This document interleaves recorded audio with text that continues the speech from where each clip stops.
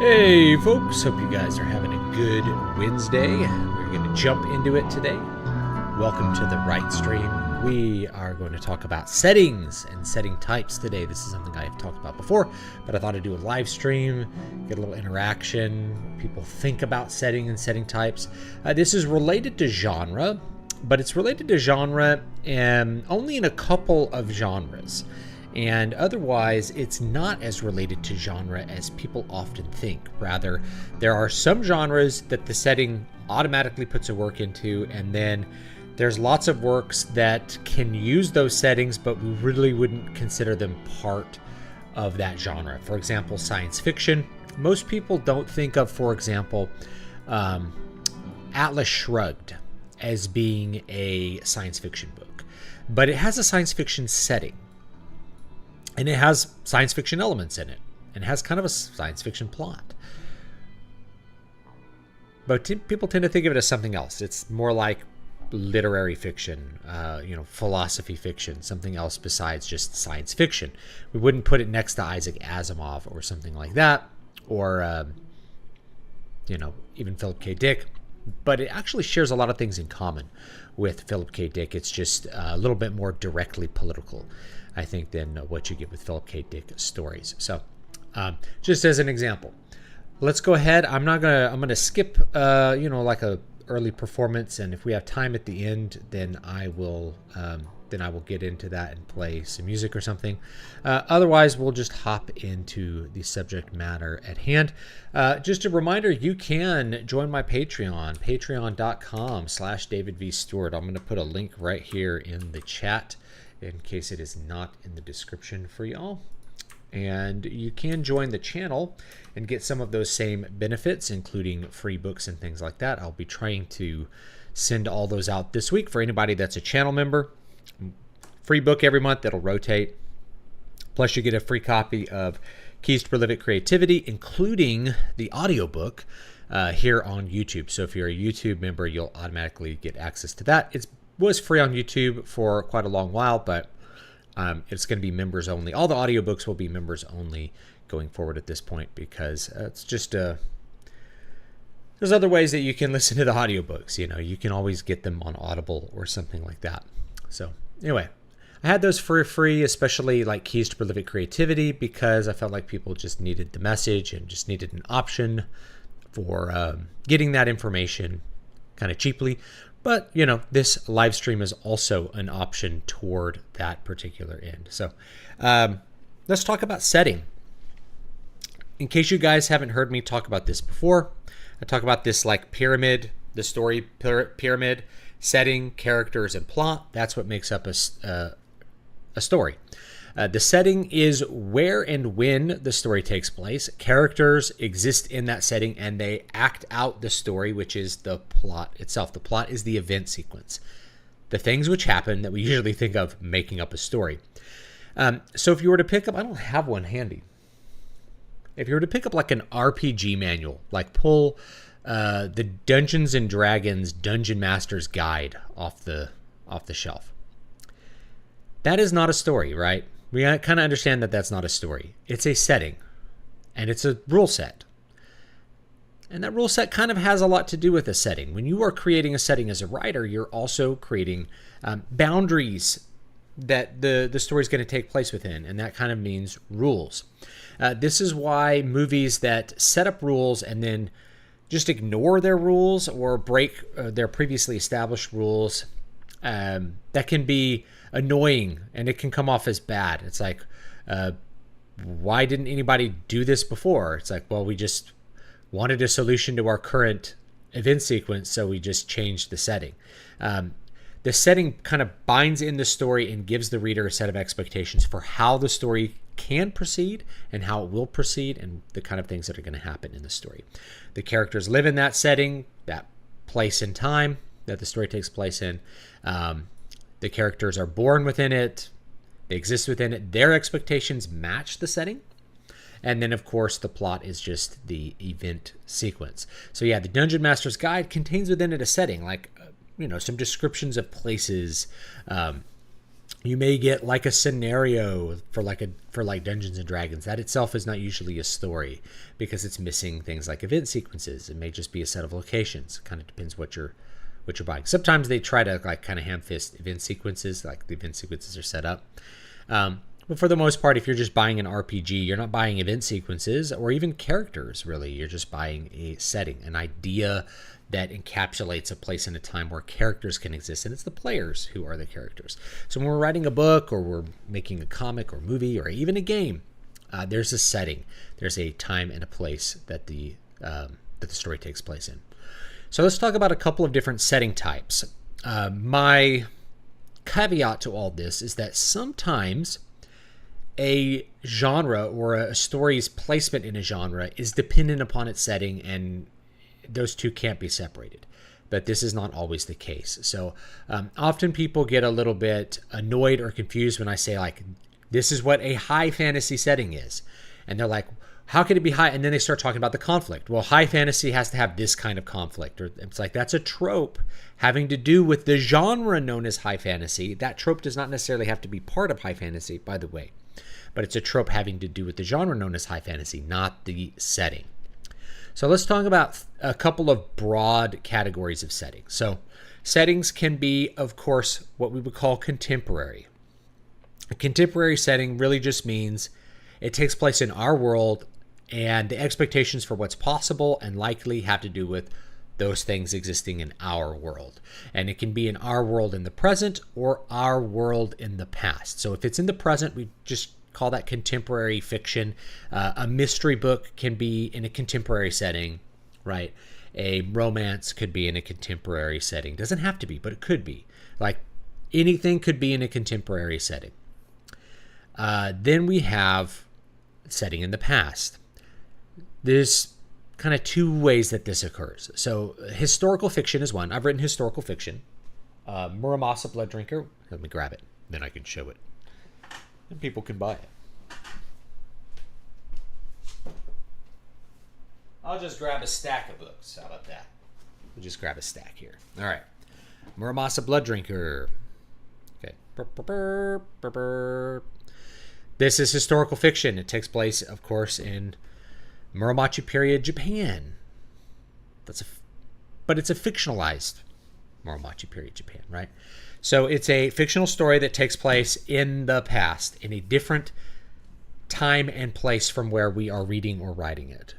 So if you set a story in medieval England, that's historical fiction. That is a genre, but it is also a setting type. So you can have a romance story that is also historical fiction, right? So it's a historical fiction setting, but it's a romance story. It's a historical fiction setting, but it is a mystery. This actually has a mystery plot format for the most part. Set in 5 acts, it's a Shakespearean structure, but it's a mystery plot in Muramasa. But it's historical fiction, right? Historical. Okay. Now, separating that, again, we also have future settings. This is where we get like the genre crossover that happens immediately. If it takes place in the future, it's science fiction. Pretty much automatically, you're in the science fiction genre if your story takes place in the future. Are you in any other genre if it takes place in the future? Well, I mean, you could have like a romance in a science fiction setting. But what tends to happen is, like, even now, contemporary science fiction just has romance stories in space, and it's called science fiction. It's not called something other than science fiction. It's just called science fiction. So yeah, if your story takes place in a future setting, we're talking about a science fiction setting. What does a future setting really mean? It means it's like our world, but advanced further, maybe technologically, maybe socially, right? So it could be a future where we have space travel. It could be a future like something like Gattaca, where there's genetic engineering. Usually there's some speculative element of a science fiction setting. You're speculating on some future condition to occur with a science fiction setting. So with something like Gattaca, if you've never seen the movie Gattaca, it's actually probably one of my favorite movies. Great movie. Great science fiction movie. There's genetic engineering, and so there's like genetic losers that are like the the untouchables of society, and then people who are genetically engineered are kind of at the top rungs of society and rule over it and get all the advantages and get all the stuff, and people are heavily discriminated against because of their genetic defects and things that show up on the genetic tests that show that they're like a defective human being. It's a really interesting setting, but we're speculating on one element, really. Now there's other things, right? There's like space travel and stuff like that. But when you watch a movie like Gattaca, you see like they're wearing clothes that are like us. They're living in a world that's familiar to us. There's one speculative element. But that one speculative element and the future placement definitely puts it in the science fiction category. It may say something important socially, blah, blah, blah. It may be message fiction. It still would be a science fiction setting, okay? Star Wars, therefore, is in a science fiction setting, even though it takes place in the past. This is a hard one, right? Star Wars is not historical fiction. It's obviously science fiction, even though it's in long ago in a galaxy far, far away. What we're looking at is kind of futurist projections of our current society. We have spaceships. There's human beings, right? Not just unfamiliar aliens, but the galaxy's populated with human beings. We have spaceships and lasers and other kinds of things. So yeah, Star Wars is definitely a science fiction setting. Not only that, it's definitely in the science fiction genre, and it's not science fantasy. That's a bunch of malarkey that has to do with our artificial separation of fantasy and science fiction.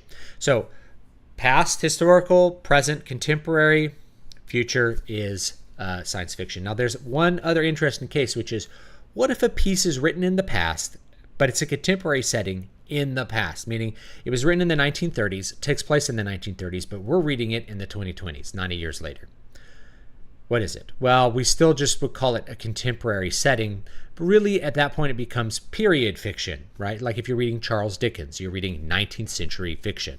19th century literature is set in the 19th century and takes place in the 19th century, and we're reading it in the 20th century. So the only problem there is that the audience, original intended audience, was alive in the 19th century. We are alive in the 20th century. Therefore, there may be some things that we are missing a little bit from the equation. We may be missing, some little phrases or something like that we may not immediately grasp hold of today. Maybe some words that have fallen out of usage and aren't very commonly used anymore. That might be part of a period piece. And that's okay, right? That's part of the experience of reading it. But it doesn't change it to like historical fiction, right? Nothing graduates into historical fiction because it gets old. An adventure story like The Three Musketeers doesn't become historical fiction, right? It's just The Three Musketeers. It's an adventure story from the 19th century. Okay. Now let's talk about things that aren't real. So these are fantasy settings. So the broad categories are real world and fantasy. That means virtually all science fiction is a subcategory of fantasy. And as a genre, it functions as a subcategory of fantasy almost exclusively. This may seem weird to people, but you're just like, what is Star Trek? Star Trek is a bunch of wizards in space helping people. It's wandering Gandalfs in space, right? They're on a spaceship. They have magic, right? They can teleport around. They can blow people up with their magical laser beams. They have magic technology which solves problems that we can't have, right? It's magic. Well, how do they explain the technology is not based on, it's based very abstractly on extreme, I don't know what to call it, like extreme projections of understanding of technology and science, but it's basically magic. It functions as magic, okay? So fantasy settings are things that are not our world, right? They're unfamiliar. They're made up. They're fantastical, right? They aren't real. So not only are we in the category of things that aren't real that are fiction, right? But the setting is not real itself. So this is going to be anything where you're in another world, whether it's Princess of Mars that takes place on Mars, or you're in Middle Earth, or anything like that. And so fantasy settings, I break down into a couple categories. Number one is high fantasy. Number two is low fantasy. High fantasy is a completely different world from ours. It's Middle Earth. It's a different world with different geography, different races, different rule sets, things like that. So if you're reading Way of Kings by Brandon Sanderson, what you're going to get very quickly is that it's a completely different world from ours. It's not our world in the past. It's not our world in the future, unless it's so far in the past or the future that it is effectively a different world. And I'll address Robert E. Howard with that in a second. There's storms that happen. There's all these things that create a set of expectations for how the world works. There's different races that exist and look differently and act differently. And there's the magic works a certain way. And so you have all of these things that we're creating a new world with new possibilities for the stories. This is the benefit of a fantasy setting. And then we have to create boundaries for those so that the reader doesn't feel like just anything is possible and things are happening randomly. Otherwise, we'll be in the last category I'll talk about in a second, which is bizarro. But bizarro settings are really fun. Most people don't like them, though. And most people don't like the genre of bizarro fiction unless you're a weirdo like me. Anyway, so that's fantasy. High fantasy, completely different world, completely new set of expectations. Low fantasy is stuff like Harry Potter, Highlander, let me think. Harry Dresden, like Dresden Files, is low fantasy. Low fantasy as a setting is our world plus magical elements. So you take the basic expectations of our world and you add some magic to them. You expand the expectations for what's possible in our world using magic, and therefore change the possibility for what's going to happen in the story. If you look at a book like Stormfront, the first Harry Dresden book, it's a mystery novel. It's a detective novel, but in a low fantasy setting. Boy, that was a hit. People really like the idea of a wizard detective, right? A wizard doing detective work. So it's really a kind of a genre mashup. It's just a low fantasy, like Harry Potter maybe, plus detective. And you have a really big possibility for a hit book there. That's a totally different discussion, is like genre mashups and how to expand genres and how to play with genre expectations to create unique experiences for readers. But for now, we're just talking about setting. So yeah, low fantasy is our world plus magic. High fantasy is a completely different world. Anything could happen. The last category is bizarro. Bizarro, there are no, basically there's no boundaries. Things are helter-skelter. The setting could be anything. It could be one thing at one page. It could be something else on another page, right? I call that a bizarro setting. There's no logic. There's no logical set of expectations that the reader can assume when they are reading a bizarro fiction piece. And I like that. That's one of the things I like. It keeps the story on the toes. Then it becomes really about the momentary use of whatever you're doing. Like, what are you doing in the moment? How are you telling the story? What are the funny things that you're putting in there? What are the serious things that you're talking about? Everything becomes sort of an in the moment kind of thing when you're using a bizarro fiction setting. Now, but does bizarro fiction setting automatically put you in bizarro? I say it does not. Okay, and I can give you a couple of examples, one of which is extremely popular, and that is The Gunslinger by Stephen King, or the Dark Tower series. It's really a bizarro setting. So when you look at it, it's like cowboys and mutants and magic. There's no setup. There's no rhyme or reason to any of the magic. There's no idea of a firm rule set, really, by the time we get to the end of 7 books of the series. So no, you don't necessarily have a bizarro fiction book just because you're in a bizarro fiction setting. That's very important to mention. But bizarro fiction is a genre. If you've never delved into it, there's stuff like Ask Goblins of Auschwitz, The Haunted Vagina. Yeah, these sound like, right? They're silly. It's like Scrody McBiggerballs from South Park. But bizarro fiction's been doing this for a long time. Some are less crazy. There's I like to dip into bizarro stuff every once in a while. There is a friend of mine on Twitter, Manfred Weichsel. I'm going to pronounce his name. The German said Weichsel, who does bizarro fiction stuff like Tales to Make You Vomit. That's funny and gross at the same time. There's a certain, power to bizarro fiction that is interesting to delve into. But anyway, when we're talking about settings, there's no rules. There's no rules to Bizarro. Anything could happen. And usually you're going to establish that by having a bunch of things that don't make sense kind of coexisting. You have cowboys and aliens and mutants and radiation and ghosts, right? That's all in the Gunslinger, and fortune telling and bones and people traveling from other worlds. So Bizarro settings, it's kind of anything goes. You throw anything into the bucket that you want for a Bizarro setting. There are fantasy books that use, therefore, Bizarro settings, but they're in the fantasy genre for other reasons. The setting is still fantasy, but it's more Bizarro than fantasy. And the plot is, it's a regular kind of plot rather than a Bizarro plot, which is truly like random and supposed to be funny and stuff like that. So would Book of the New Sun be considered Bizarro? I'm going to get to that in a second. So anyway, that's the whole... Let's look at an example. Let's look at Robert E. Howard. Where does Robert E. Howard sit in these setting types? So if we look at Solomon Kane. Solomon Kane is historical fiction, right? Sort of. But there's fantasy elements.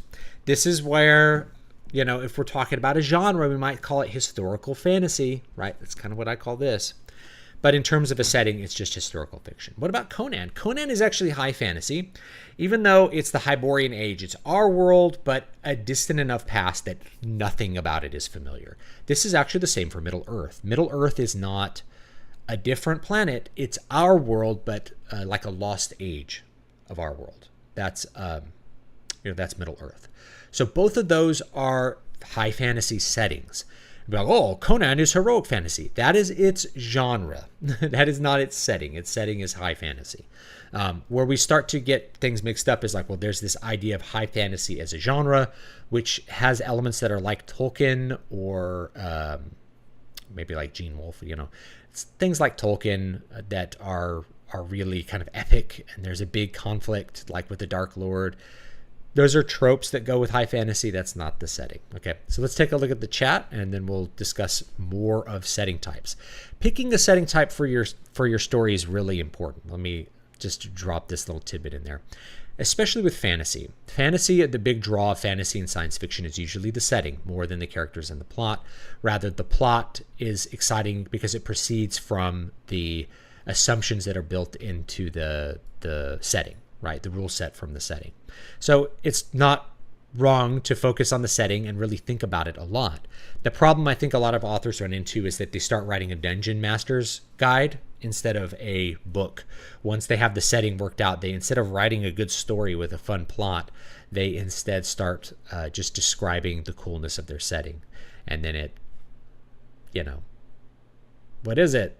I was like, okay, you can actually bore people with that. I was playing a game last night. I've played this game for almost 2 hours, and there's been one actual gameplay moment in it that lasted for like 10 minutes, and that was Triangle Strategy. This is the most boring game I've ever played. I'll do a separate review of this game because, boy, it's really boring. And it's boring because it's a game, right? You're supposed to play a game, right? We're not reading a game. We're not listening to bad American voice actors in a game. That's there, but we should be playing a game. There's hardly any gameplay, and the story is so boring. There's no conflict, right? Like the characters, we have a battle early on. We're like, okay, clearly they threw this in there because there's no conflict. There's some kind of trade problem with iron and salt. I'm like, this is so stupid and boring. It's like, can't we have someone trying to kill the king or something, like a meaningful conflict that we need to stop? Someone's trying to kill the king. Someone kidnapped the princess. These are problems that we got to solve in this story. Not like, whoa, there's a lot of political tension. It's like that should be like so far in the background we only encounter it later. They kidnapped the princess. Why'd they do it? Oh, they don't like paying our salt taxes. Okay, that's a dumb reason, but we got to save the princess.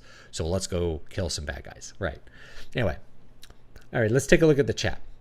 My caution to fantasy writers is construct your rule set, then think about your characters and plot, and start with the conflict. Start with the plot. Start with the problem that has to be solved and your character that has to solve it. That's how you should start. You can tell people about the setting as you go through the setting. right? You don't have all the information necessary to understand Star Wars just from the crawl. That just sets up the conflict. Then you get to watch the story. Then you learn like what a lightsaber is. What's this? It's a lightsaber. It's called a lightsaber. Great. You didn't have to start. Oh, welcome to the world of Star Wars. We have starships. There's an empire. They are bad. There's a rebellion. They are good. Okay, we get that from the crawl. There's a thing called lightsabers. They're like swords, but made of light. And they were held by Jedi. Jedi were this, and blah, blah, blah. You know, like a list of setting ideas is terribly boring, absent a reason to care about them, which is the plot. Okay. Hi, David. I already bought Keys to Prolific Creativity on Audible, and listened to it a year ago. Good stuff. Thank you. The genre I like is Black Norse Vikings. Thanks to Yucko. All right, so Vikings, what are they? They could be historical fiction or fantasy, depending on the way that you present it. So if it's extremely mythological, we're like in the genre of mythic fantasy. But we're really in the setting that's a fantasy setting with like ice giants and, you know, serpents and things like that. Really be in a fantasy setting. Genre would be something else maybe, right? Future fantasy is also pretty great. Future fantasy is just science fiction. Because all science fiction contains elements that aren't real, it's really all fantasy in terms of a subgenre. So in terms of genre, it's all that. Future fantasy is science fiction. It's a science fiction setting, right? I knew a gay guy who worked at an ice cream shop who loved Gattaca for the wrong reasons. I wonder what those wrong reasons were. There's also space opera such as Star Trek or Star Wars. Yes, space opera is the genre. The setting would just be science fiction, you know. Good evening, David. I managed to catch one of your streams for once. Thanks, John. I was on John's show last week. It was great. Great conversation. Sword and Planet is a fantasy story, but on a different planet. It's high fantasy. It's sword and sorcery, but replace magic with psionics and atomic blasters. It's basically high fantasy. Can you have guns and technology in high fantasy? Yes, you can. Yes, you can. In terms of the genre, you definitely can. What setting type is it? We don't really need to like bother splitting hairs, being like, well, this needs to be. It doesn't. There's no prescription. It's just a guide, a framework for like how you're making the setting and classifying things. So yeah, high fantasy can have robots and stuff in it. Why not? It can have everything. Like World of Warcraft is a high fantasy setting. There are robots and there are spaceships too. Still definitely high fantasy in terms of like its genre, right? That definition of fantasy, wouldn't that just be nearly all speculative fiction? It could be. We're talking about settings, not genres. Again, people get confused because they've been told that books need to be fit into these categories called genres. Genres contain many expectations, not just the setting. Some books are irrevocably placed into a genre because of the setting, and they can't escape that genre because of the setting. But, you know, you can have sci-fi horror. What's the setting? Science fiction. But it's a horror story, right? We'd probably see it in the horror section. So Demon Ex Machina, that is a horror story. It's a science fiction horror story, but it's a horror stories. So it'd be in the horror section. A little harder with something like Voices of the Void, which is very much sci-fi horror with spaceships and stuff, like Alien. It'd really be in the horror section in terms of its genre. It's genre-wise, it's horror. Setting-wise, it's science fiction. But, you know, you could put it in either one, right? Hey, how would you label wuxia novels with superpowered martial artists who can do impossible feats? Like, I would call that a low fantasy setting, right? It's like, it's our world, maybe historical fiction, but clearly magic. So we're really, really kind of treading in the low fantasy setting area. But like I said, it doesn't matter which category you stick stuff in. This is a framework for thinking about what you're doing. Okay. It's not important what genre we stick what in. People, a lot of readers get kind of bent out of shape when you suggest that science fiction is a subgenre of fantasy and things like that, because they have, I don't know, some kind of self bound up in their like of the genre. It's kind of like death metal fans. And you're like, yeah, Job for a Cowboy is like fake ass bro metal. And, you know, they might get really upset about that because they feel like there should be some kind of authenticity to a band like Job for a Cowboy. And other fans are just like, nah, it's just kind of Cannibal Corpse, but not as good, you know, not as much good stuff. So just listen to Cannibal Corpse, right? So yeah, wuxia novels and movies, that's kind of in the low fantasy area to me, but definitely historical as well, right? So kind of treads in two areas, which is fine. It's kind of historical fiction really, but with magic. And if you go like far enough historical fiction, right? Like if you do the Exodus story or something as a historical fiction book, like what was it? Exodus, Gods and Kings. it's hard to know what genre you're trying to tread into with that. You know, Star Wars follows fantasy tropes more closely than Star Trek does. It's about a farm boy who teams up with a wizard and a rogue to rescue a princess from a Dark Lord. So, Star Trek is still, like, my point is science fiction is a subgenre of fantasy. It has all the genre tropes of fantasy. You're going to find it in all kinds of science fiction stuff. Deciding that Star Wars has more fantasy tropes doesn't really mean anything, to me at least, right? But if we look at classic science fiction from the first part of the 20th century, we still have those tropes that are present, you know, in science fiction books. It's only later that we have this idea that science fiction shouldn't include those things, right? That's just genres. Talking about genres, they develop over time. Audience expectations change over time. So yeah, a modern sci-fi reader wouldn't think of Star Wars as super particularly sci-fi, but it's very, very Flash Gordon, right? Which is classic sci-fi. So it just depends where you're pulling your expectations from. Clearly, Star Wars is a big hit, though, and so you don't have to have high concept science fiction. You can have high concept science fiction that's about adventure. You can have an adventure story in space, and it could be super popular. So to me, it doesn't matter that much, like which tropes you're following where. And in fact, it's probably a good idea if you're writing your own thing to be like, well, what kind of tropes are you going to pull from elsewhere? What kind of things are you going to do that aren't part of the genre to make your book or your story unique in its space? So yeah, it could be Farm Boy goes on a adventure. Firefly is like misfits in space, right? It's like cowboys in space. Star Wars has a lot of influence, I think, from like samurai movies and things like that as well. And there's nothing wrong with that. I think that's all good. It's all good where those influences come from. But we're thinking of setting types. It's the science fiction setting. And it's definitely, to me, it's science fiction genre as well.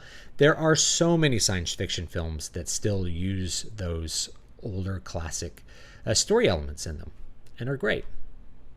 You know, would Book of the New Sun be considered bizarro? I know it's in the far future to the point that it goes wacky. It's a million years in the future, I think. So it's hard for me to say. I would say Book of the New Sun is actually high fantasy, is where I would put it in terms of setting type as well as genre, I guess. Maybe. I don't know. It feels bizarro because things are super unfamiliar, right? He's projecting far into the future, far enough into the future that it no longer feels like science fiction. It doesn't feel like our world in the future. It feels like a different world entirely. Nothing is familiar. None of the setups are familiar except for the fact that there are people. You know, the people have maybe some familiar implements, guns and swords. Okay, that works, right? But yeah, I would say it's a fantasy setting because it is consistent with itself. There is a rhyme and a reason to the Book of the New Sun, to like this idea of like these different categories of people, or like the autarch and all the stuff that's in there, the torturers. So if you haven't read Book of the New Sun, you can read, first book's called Shadow of the Torturer. It's very interesting. It's like Name of the Wind. So Name of the Wind is like a bad ripoff of Book of the New Sun in terms of the way it's written and things. A much less interesting world, much less interesting character, and Book of the New Sun actually has a conclusion. And it's pretty cool. And it gets weird at the end. So maybe Fiona Wolf, maybe towards the end of the series, it treads into the bizarro territory. I could see that. I could see a good argument for that. And I think I use bizarro elements. Do I have it here? No. Water of Awakening. The middle of the book is bizarro. There's like 2 chapters of bizarro in the middle of the book. So as you're getting closer to the Phalanx, the set of expectations you have for the way the world works starts to break down until you enter it and it's bizarro. It's bizarro world. There's no reasonable set of expectations. You are in the realm of ideas as things. That's what the Phalanx are in my books. So in the realm of ideas as things, you can make trees, you can cast them down, you can reform things, you can meet yourself in the past or yourself in the future. You can create things which you've already met in the present because you made them in this timeless idea realm. So there's this place where like Helga realizes she made these talking ravens that she met Why did she make them? She made them because she already made them. It's like there's paradoxes that exist all through it, right? So it breaks down and becomes a bizarro setting at that point. And then when she exits it, we return to the high fantasy setting where we have expectations and rules and limits to what we're doing, but we're kind of bringing with us this unpredictable element called magic. And in my books, magic is not very predictable. It's slightly predictable, but it's an element of chaos, and that's how I like it. And so that's really what that journey and return is about bringing back the chaos of creation, the prim, as I call it.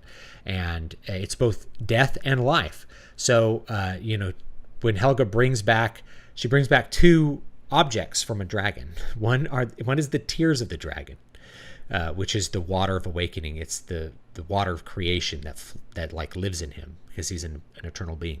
The other is his blood. And his blood is poisonous, but it's also his life, right? Dragon blood is poisonous. So what do you do with the poison that's life? Well, it will kill someone and also give them more life. And so that ends up being the conclusion, is like, how does she save her husband? He's basically dying, and you give him more life, but the blood also will kill him. So now we have another problem we have to solve in the next book, which we'll tackle a little bit in book 3. So you have all of these seeming contradictions happening in the bizarre world. So I think you can make a great case that like Book of the New Sun certainly goes into the bizarro territory, especially in book 4, I think. Anyway, how would you classify Doctor Who? The premise is that the Doctor is a vehicle that can travel anywhere in both time and space, past, present, future. Doctor Who's a great example. I would say it's a science fiction story, right? Time travel seems to be science fiction, like the time machine. But each episode, because it's an episodic format, we have some like historical fiction kind of episodes where we're time traveling back into the past. Almost always like the genre would be science fiction. But maybe it's the Doctor is getting to travel through different settings, which is a really fun idea.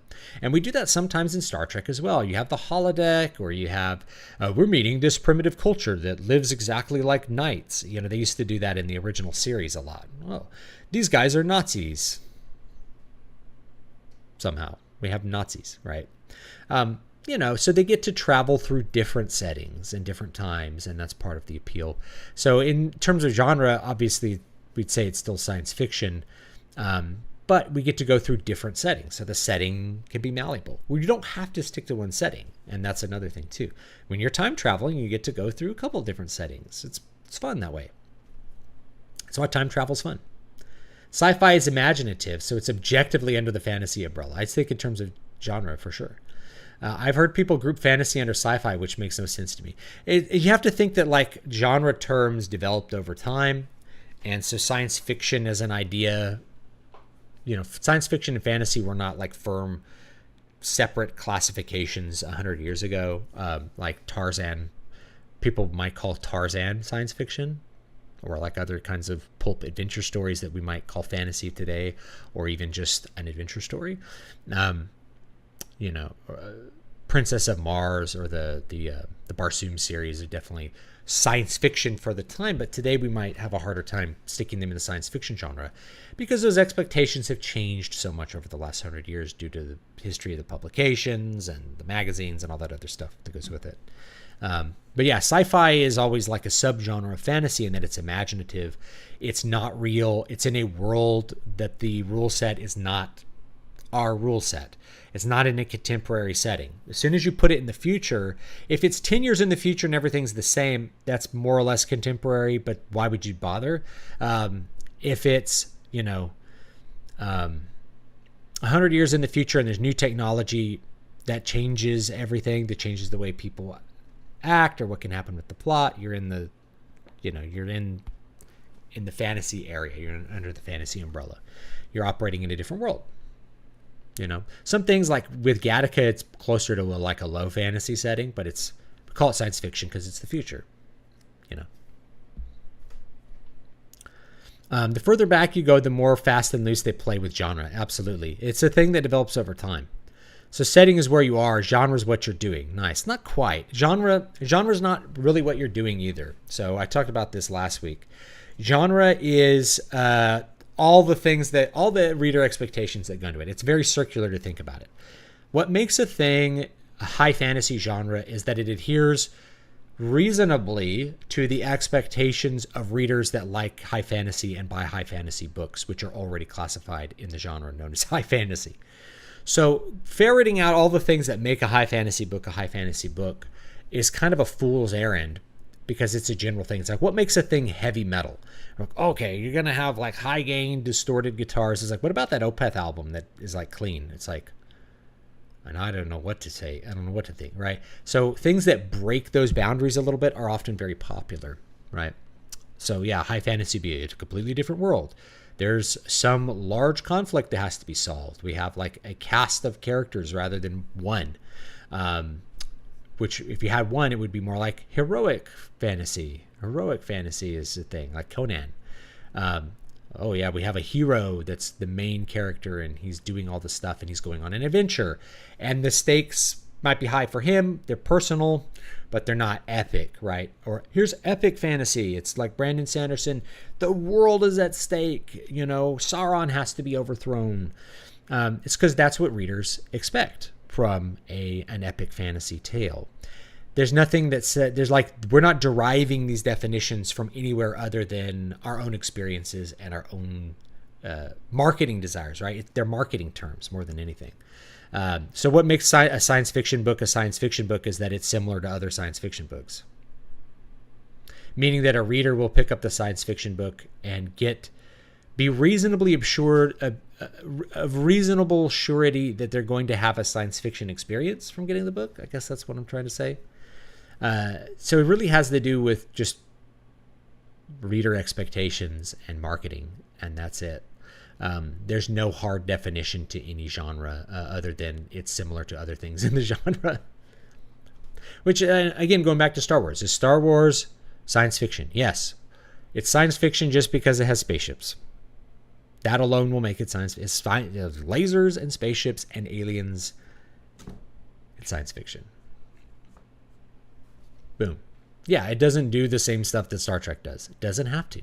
It's derivative of some things of Star Trek and derivative of some things of Flash Gordon or other kinds of science fiction and fantasy. And it's derivative of samurai movies, and that's okay. So you can be derivative of lots of different things and make something that is pretty fun and popular and enjoyable. Beware of those time-traveling Übermensch. What does that even say, Übermensch? Great men. The Stand took place 2 years after publication. I don't know why King such a short time skip. I think it doesn't... I think he wanted a contemporary setting, but obviously if you're going to have a contemporary setting that where there's a plague that wipes out the earth, you don't want technology to really have advanced, so you just set it a couple years in the future where there's not like a lot of technological advancement that could solve the problem, right? That's the point. I think of just doing it 2 years ahead of publication. And so we read it now and it takes place in 1980 and it's a little different, right? We're reading a bit of a period fiction piece even 40 years later. It's interesting. It's interesting to think about The Stand. I am a fan of The Stand by Stephen King. I think it's a really enjoyable read, one of his most unique and interesting books. Do you think readers would find it hard to suspend disbelief when a future setting in a new, not old, book has things like flying cars or ray guns, but no smartphones or internet? Boy, that's a great question. I don't think they would. I think you're in kind of like maybe in a retro futurist area as far as genre goes, or like maybe even setting. Like Back to the Future. Watch Back to the Future 2. It's really interesting to watch it. The stuff that we project into the future, like this is what the future will be like in 2000, the far distant time, 2015. So how are things different in 2000? Well, we have video phones. Well, they got that. We had video phones in 2015. That was cool. They just weren't in our wall. They were in our pocket. So cell phones already existed like in the 1980s. But I think, as a futurist, you don't quite know what's going to be the big thing. Like, I think a lot of people are really expecting VR to be massive, like will be in the cyberpunk virtual world. And I don't think it's going to be what people expect as far as VR goes. I'll talk about VR in a minute, because I think VR is such an interesting idea to talk about. I've played around with VR. VR is very cool. But I think almost everyone, I think even Meta, which is like trying to dominate the VR space, doesn't really know what they're doing with it.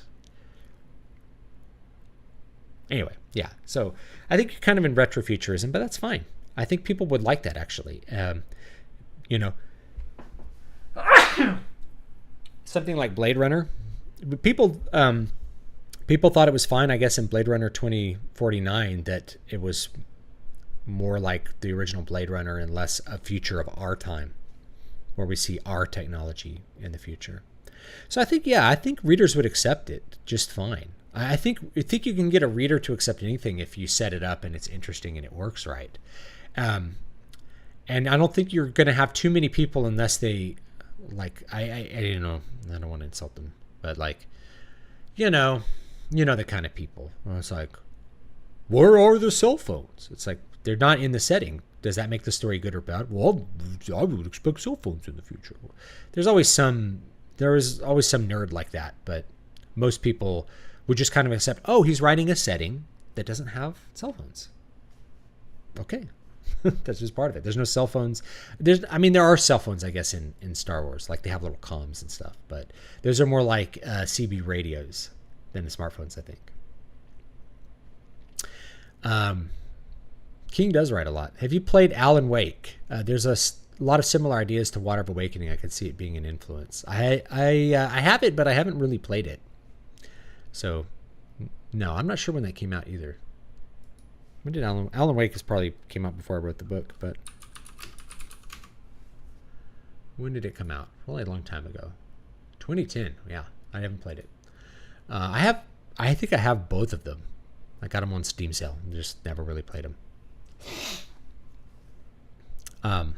People say Star Trek isn't fantasy. Meanwhile, we have Q walking around in mariachi outfit and Cisco having vision quests. Also, Kirk fought Apollo. Yep. We have godlike beings. You fight gods. You fight monsters. There's magic. Telepathy. Ship's counselor can just sense your feelings directly. She's a witch. I love retrofuture angles. I think cyberpunk is retrofuturism. This is what a lot of people missed. I made like a little short. Like, cyberpunk is no longer a relevant genre. It's not relevant in that it doesn't predict the future accurately or well or with any kind of reasonable anything. Right? It's retrofuturism. It's what people in the 80s and 90s thought the future would be like, not what it is like. So that has a certain appeal, though, because we have these 80s influenced aesthetics. Like, the aesthetics of cyberpunk are the aesthetics that people like to idealize or they take out of the 80s, the end of the 80s, but just made like insane on every dimension. And then that's the aesthetics of cyberpunk, which is cool. Like, don't get me wrong. I dig the aesthetics of cyberpunk to a certain degree. But that actually brings me to a topic. Maybe I should do like a separate video on it. The aesthetics of the 80s. What a lot of people think of as the 80s is not what the 80s were like at all. So you see pictures of people in the 80s, you're like, was this from the 70s? It's like, that's what the 80s looked like. Wood paneled walls and like weird lime green furniture and yellow furniture. That was actually the 80s. Everyone thinks it's like neon lights and weird sunglasses and stuff and pink. It's like, that is late 80s, early 90s. But that's when the aesthetic, people started to have enough stuff. Like, teenagers would put up that stuff in their room. And it was really, if you want like patient zero for that aesthetic, it's actually the movie Tron. It's hard to underrate how influential the movie Tron was. Tron did a lot of work. Tron established a huge feeling of 80s aesthetics. Likewise, 80s music. You listen to something like Vaporwave. It's this weird imagining of it's like turning into a genre of music what people imagine the sound of the 80s was. But if you go back and listen to stuff from the 80s, it sounds nothing like that. And one of the funny things is people are like, the 80s synths from the 80s. And I'm like, there's certain synthesizers that I for sure associate with 1980s music. One of them is the Yamaha DX10. The DX7 as well. That's really early 80s is the DX7. But the DX10, you hear it all over. Once you know those DX10 sounds, you're like, you hear that, and you're like, man, it's Yamaha DX10, baby. You know, just like the 90s has like the Korg Triton sound. You know, the 80s had that Yamaha DX10. The FM synthesis was very new. Before it was AM synthesis and additive synthesis, which would require all these bays of oscillators, and you know, your synthesizers were gigantic. It's like, here's this FM synthesizer that just fits on your tabletop. It's a all-in-one keyboard. Whoa! There's tons of guitar stuff. Like I remember someone's like, oh yeah, there's like Rush albums where there's no guitar. I'm like, there are no Rush albums where there's not guitar all over there's no Rush albums without guitar. Power Windows is a guitar-driven album, but the guitar is like super clean and very articulate and not the dirty, fuzzy 70s sound. So because people associate the sound of electric guitar with like this Led Zeppelin, Black Sabbath fuzzy 70s tone, that ultra clean, super precise 80s linear tone, it's like they think it's part of the synth.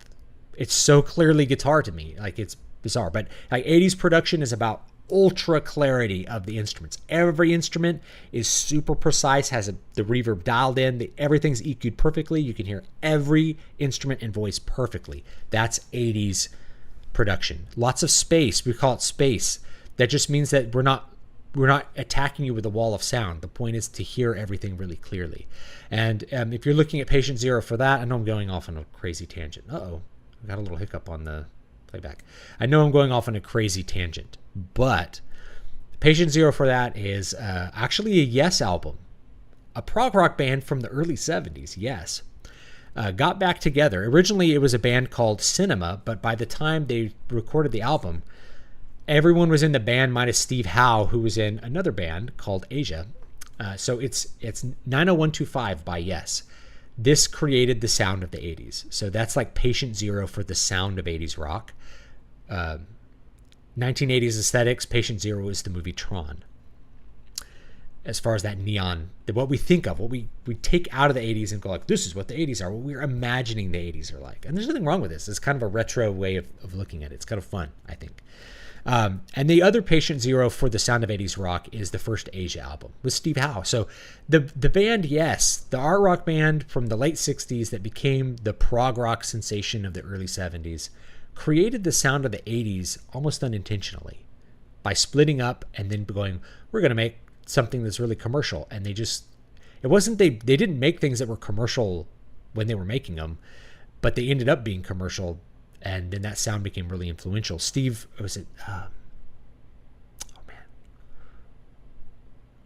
Rabin? Oh, I'm trying to remember the name of I think it's Trevor Rabin. The producer for 90125 was a Yes vocalist. He was Anderson's replacement. Anderson came back and then they renamed it Yes. It was originally a band called Cinema, but when he joined the band, they're like, okay, everybody here is from Yes. We'll just be Yes again. Minus the guitar player. And he produced a ton of albums from the 80s and 90s that you'd be familiar with. He created that sound. So that's Patient Zero. You go back and listen to it, it's like, wow, this is the sound of the 80s. This is what 80s rock sounded like. And if you wanted like a Patient 0-1, it would probably be like Moving Pictures by Rush. Rush was actually very influential in the sound of the 80s. By the time you get to something like not Moving Pictures, Power Windows, it's very much a guitar-driven album still, but there's more synth and like this huge filled-up sound where everything's crystal clear. There's big synths filling up all the space between the guitar and the bass, and then like very, very clear triggered drums. It's just a really great sound on that album. The sound of the 80s. By the time you get to Power Windows by Rush, that's like the production of the 80s. Prog rock really drove the 80s sound, and then it kind of filtered down into other stuff like Huey Lewis and the News, which would use kind of production techniques from these prog rock bands, but just make them a little more straightforward songwriting, and it's great stuff. Anyway, that's my diatribe on the 80s. Kind of retro retro, I don't know what to call it. We need a term for it. So maybe you guys can help me come up with a term for the way that we remember the past, like because you can't remember all the 80s in some kind of perfect encapsulated way. It flows out of the 70s and it flows into the 90s, right? Time is flowing past us like a river. You can't cut it into a box. But if you're imagining the 80s, you're imagining these sounds and these aesthetics from the 80s. The Trapper Keeper look from 1990 is viewed as 80s. Like the, maybe I have, the grids going off into the horizon with mountains and stuff, like that's from Tron. And we think of it as being from the 80s, but it was actually more common in the early 90s to see that. And there was a lot of 90s games that were influenced by that kind of stuff too. So it's interesting. I don't have a term for that. Kind of the abstraction of the aesthetic of a decade. Like, what do you think the 70s were like? Right? People have to stop thinking about the 70s. I'm imagining the color brown. It's like the 70s were, it's like the 70s probably had lots of colors. I remember more orange cars from the 70s and green cars. And the 80s had a lot of like brown and copper colored cars and boxy cars. The 70s had boxy cars too, though, so I don't know. 70s music tends to be like this big stadium rock. Big, high gain, overdriven guitars, lots of pentatonic licks, lots of guitar solos, huge, complexly arranged prog rock bands like Yes and Rush and ELO and all those guys, Emerson, Lake and Palmer. We think of the 70s as being that, but if you were to go back and look at what was like the hits in the 70s, you realize, it's really not what I thought it was. A little different than that. We think of the 60s as just being the years between 1967 and 1970. Like, the 60s were this hippie thing.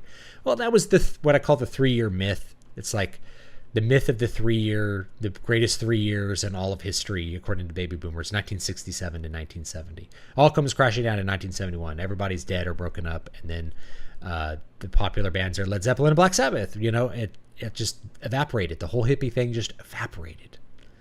But the early 60s are so different. Like if I showed an actual picture from the 60s, you'd be like, that's from the 50s. It's like, that's from the 60s. And you look at a picture from the 70s, you're like, that's from the 80s. You're like, that's from the 70s.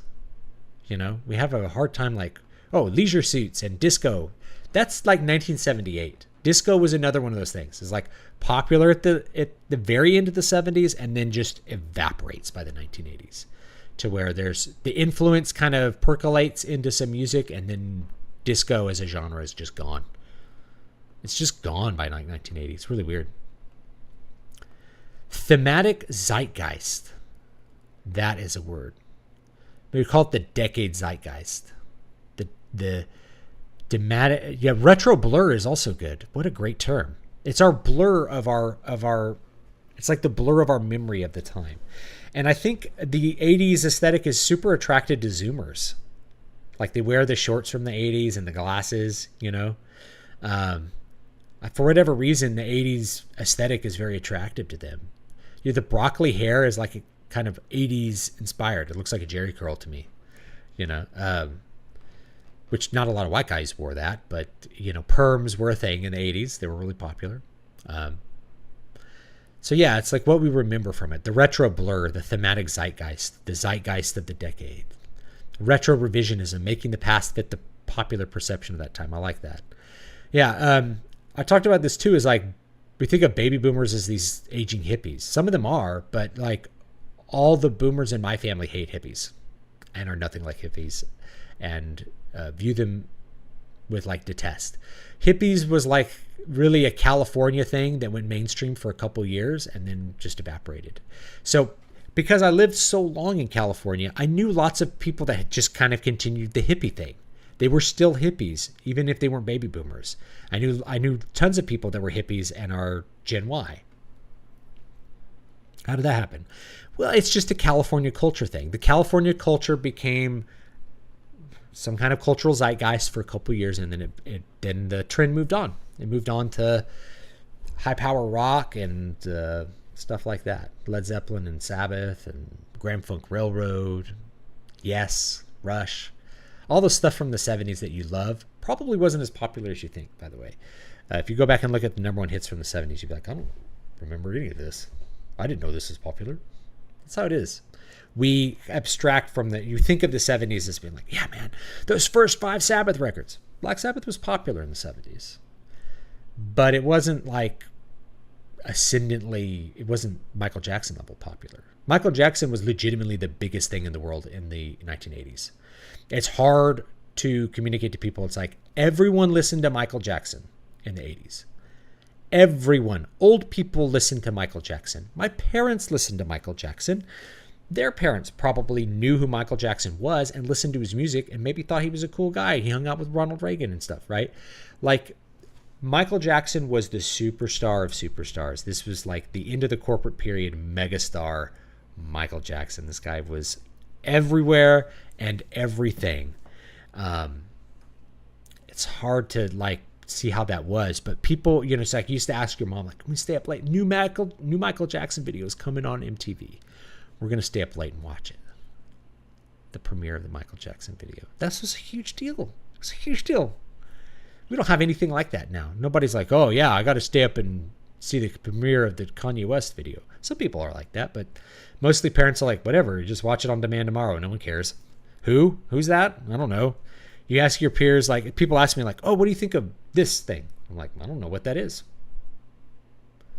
Because I'm not in popular culture. Like, popular culture turned into a bunch of little shards of subcultures with the internet. So like, I'm in my world with my green hat talking about fiction and heavy metal, and then someone else is like, have you heard of this band?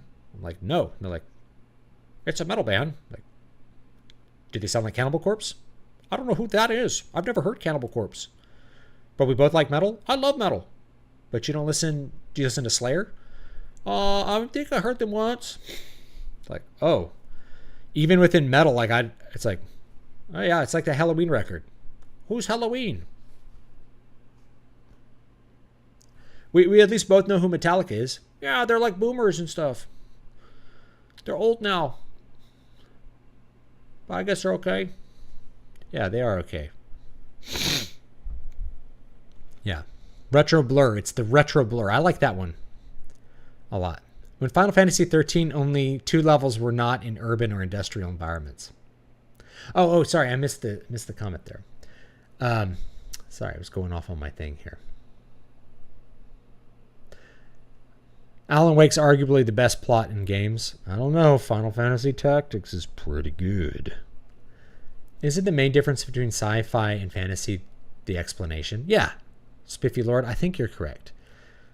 That's it. Oh, it's technology. It's things that man made versus it's magic. It's things that gods gave us.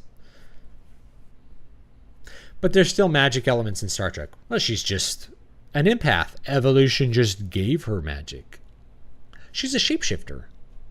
Wait, isn't this a shapeshifter? Is this Celtic? Are we in Celtic mythology now with the shapeshifters? No, it's science fiction. Damn it. It's Deep Space Nine. The 80s were not the 80s. The 80s were the 80s. The 80s were amazing. So I'm just going to say it here, guys. I am a fan of the 80s. Being from the 80s. But like the best decade in terms of, like, if you pick any random album that was like a semi-popular album from the 80s, and let me think of a better way that I can like do this. Pick 100 albums from the 80s and 100 albums from the 90s randomly. The 100 albums from the 80s are going to absolutely smoke the 100 albums from the 90s, no question. And they will definitely, I mean, I would say they are going to be significantly better than the albums from the 70s or 60s. The 80s was the height of popular music. It really was. And it was all downhill after 1990. As far as pop music goes. Popular rock and popular music. Rock became kind of devolved into like these kind of trends like grunge. First, it was like hair metal. That was really like a late 80s, early 90s thing, really. And then it kind of devolved into grunge, which is like people who suck at their instruments, dirty, loud production, bloated CDs that are overpriced with like 12 songs on them. Production got worse in the 90s in a couple of different ways, and then other albums were just like sparkling clean in the 90s. And like 90s, they really the sound of the 90s, like Patient Zero for the 90s in terms of production, is actually, I would say, Black Album by Metallica, even for other genres, because it's like big wall of sound, but everything is clear. Like everything has perfect definition in that wall of sound. It's Black Album's probably the best produced metal album of all time. The production on it is so good. The drums have such wonderful space. Everything's so precise. Nothing bleeds into anything else. Everything's crystal clear. The tone, you can hear the tone of the guitars totally separated from the bass. It's not like one wall of sound like you get with most metal. It's not fuzzy. It's like high gain, but just like clear and like thudding and articulate and dynamic, but still feels loud. Like it's just it's a perfectly produced sound for metal. And we start hearing that in rock. Like as Bob Rock's techniques kind of percolated out, you hear that in other bands that aren't as precise or good as Metallica, what they're doing, but we still hear like, wow, that's really clear. Everything is really easy to hear and it feels loud, you know, until you get to the 2000s where you get the loudness war, where everything becomes just a wall of garbage again. 2000s production, it's either the best or the worst, depending on what you're listening to. Thomas J. Bevan recently wrote a Substack article in which he predicted, predicted that people are going to use the internet less due to getting bored and burned out by it. Now that is a very interesting prediction.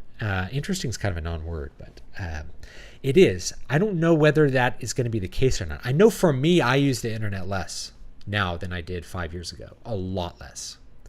Because I get bored by it. I watch a lot less YouTube than I used to. And I really don't watch Netflix at all. But YouTube used to be way more interesting, but people got banned off of it. And then a lot of my favorite personalities kind of stopped having stuff to say. And then I didn't find things that replaced that. And this is just kind of like the way YouTube evolved. It just evolved into a platform that is great for some information. If I'm looking up information on a topic, YouTube is amazing. But if I'm looking for like, oh, who's my latest favorite guy? What did he say? It's pretty much just like Phil McKnight's channel, like the Guitar Gear channel, because I trust what he has to say and he's always going to tell me about something I wasn't thinking about. Like there's a couple guitar channels I watch just for stuff about gear, because I don't really need guitar instruction videos at this point. I just don't. Like, what are you going to tell me that I haven't already heard in 40 years of doing this? You're not going to tell me anything I haven't heard before, right? I know how to practice. Like, it's like, oh, why aren't you shredding like Yngwie? Well, I'm not practicing like Yngwie right now, am I? If I wanted to do Yngwie, I could do him. I know how to practice like that. I've done it in the past. If I wanted to work up a classical guitar set, I could do that again. I know exactly how to do it. But there's so much new stuff happening in gear. It's really interesting. Not just like this guitar model coming out, but like multi-scale guitars becoming more popular finally, and like modelers and things like that. We've had like amp modelers for years at this point, but for a long time, like 20 years, Line 6 stuff. Believe it or not, Fender came out with this amp modeler. It's called what's it called? They came out with this expensive amp sim pedal thing. It's cool. It's not their first foray into it. They had an amp called the Cyber Twin 20 years ago that was really good for what it was. If you wanted like a super versatile amp, the Cyber Twin was awesome. But back then, everybody was still, we're coming out of the 90s and the 80s. All these players were old and they're like, I'm not buying digital crap that sounds like pixels. Meanwhile, you hear albums with Line 6 stuff on them and you can't tell, man. Once you have it in the mix, some kind of tiny little flaw, you're not really going to tell all that much. And certainly live, with all the crap that disrupts your ability to hear things correctly live, man, you're not hearing the fact that it's not a mic'd up cab. Let me get my expensive amp that sounds perfect, and we'll put an SM57 in front of it and we'll bloom it into an echoey room. Just use an amp sim at that point. You know what I'm saying? Anyway, so yeah, I like Phil McKnight's channel. That's a guitar channel I would recommend. He has a lot of stuff like Sharpen My Axe, like how to take your guitar. You can buy a cheap guitar and then how to fix it up to make it pretty good, right? Which is really good for people who, I don't know, haven't ever had a job repairing guitars like I have, where it's like, grab this thing and I actually do it differently than him as far as what I would do to like fix up, how to get rid of fret sprout and how to set up your action. And it's like, this is all stuff I've been doing forever, but it's like, man, it's somebody who's new at this, who's like maybe just bought a $200 guitar, could watch that video and turn it into a guitar that plays like a $500 guitar. Oh man, or $1,000 guitar or $2,000 guitar. Oh, so super useful. I'm so glad there's stuff like that out there.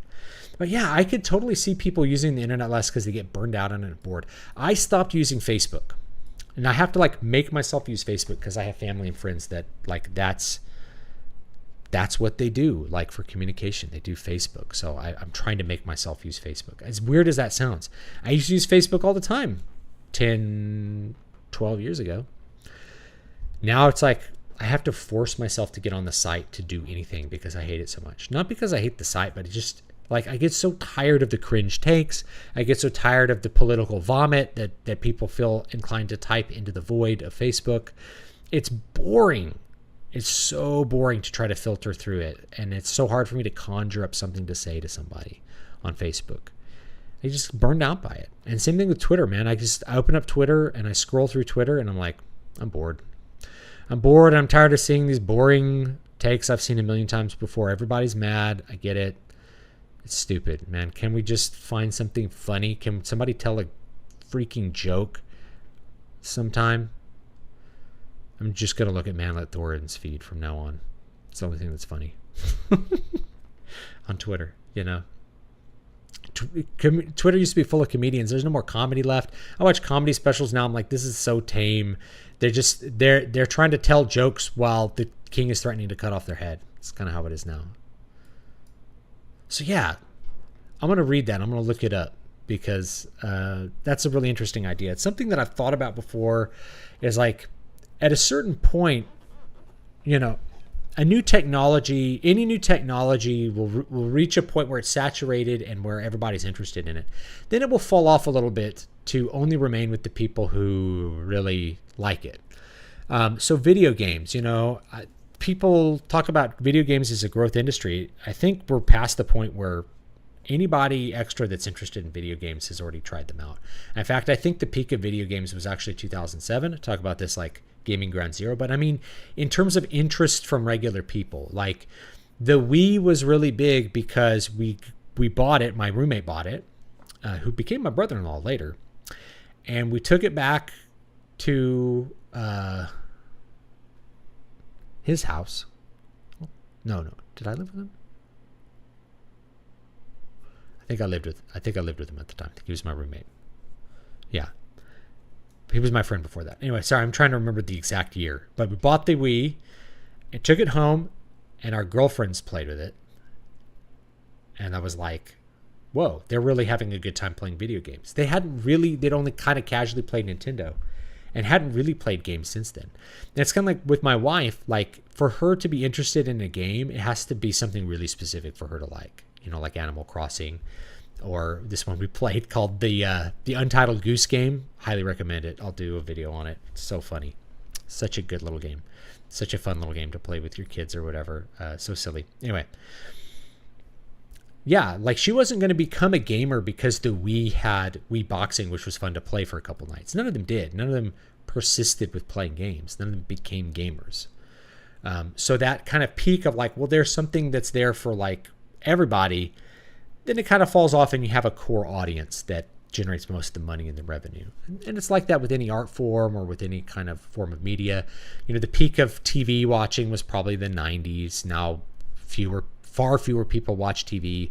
It's not that people stopped consuming visual media. They started looking at other things. Netflix had a peak, and I think it's falling off. And I've been hearing bad reports about all the streaming services through the grapevine. People get bored of the streaming services too. They're like, can't be bothered. Can't be bothered with them. I'm gonna read a book. Or they're gonna do with the things that they like.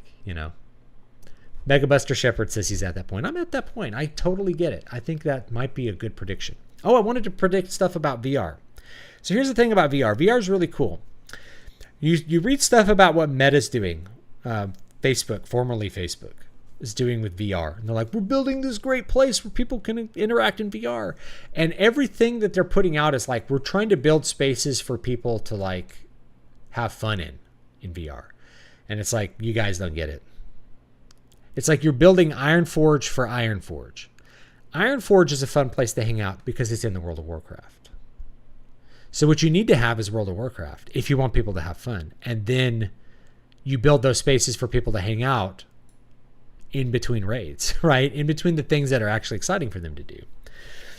But even then, it's far outside. If you want people to use your meta, like your metaverse, you have to go for the employers. You have to sell it as an employment, as a remote working opportunity. The metaverse has the biggest potential to free workers from the shackles of shitty urban life. But nobody sees it, and even Meta won't really invest in it in that direction for whatever reason. They're thinking if people like it and have fun, then businesses will come in and use it. Think the opposite way. How did everybody end up with an IBM compatible PC? Because the IBM PC was at the office. Commodore 64 was way more fun. It was a way better computer for home. Everyone ended up with an IBM because that's what they worked with, was IBM PCs. Just how it is, right? So you got to go to work. You get big corporations to sign up with Meta, create metaverse things. They buy a bunch of Meta headsets. Hey, you're a remote worker. Here's your Meta headset. We do our meetings in the metaverse on these days at these times. They show up, hang out, and we'll have a social hour and discuss what we're doing. We expect this many hours in the communal space working where people can talk to you. And then people will put on the headset and be like, whoa, I can actually, it's like I'm in a virtual space. I can see, quote, the same way that you see your friend who's a warlock in World of Warcraft. You don't see him, you see his avatar. I see my friend over there working. I'd be like, hey Bob, bring up my virtual screen.